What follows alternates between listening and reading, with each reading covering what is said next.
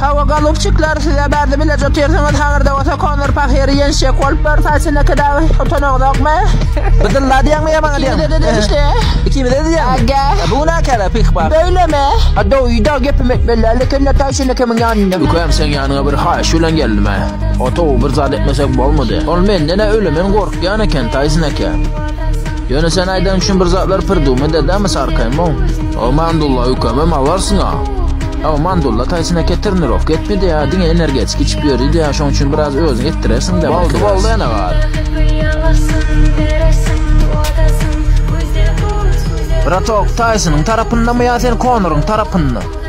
Ay bilmem o basketbol görüm onunlar. En son sapar soruyan nerede tavuk? Nerede tavuk? Tavuk nerede tavuk? Cenab Conor dedi Habib özlettir. Ubulle Tyson'a kedin açıp görünüyorsun mümkün emindi. Gitti be görün lazım ben yaşıyor. Saklan ajon saklan çok kaymasın.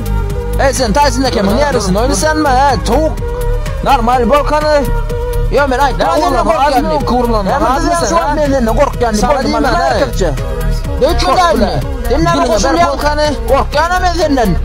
Doğucum kan çıkırma. Orla ya. Doğucum kan yarın şiddetmedi. Basta. Hemen sen şunu bir yerde tutaman ha. Diline bir gol. Tamam. Davay yürü. Şimdi mi? Geten git.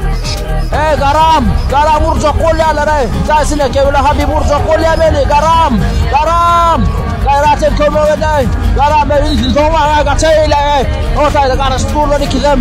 Vuracak gol yerlere gayret et garam kömöğü vuracağını sülepar gayret et daha vuruyor. Hemen öldüm korkuyan avlardı. Ne zamzık ne emetti öyle ne emçin vuracak gol. Gelmemen gelme oğuzum. Ber yok gol.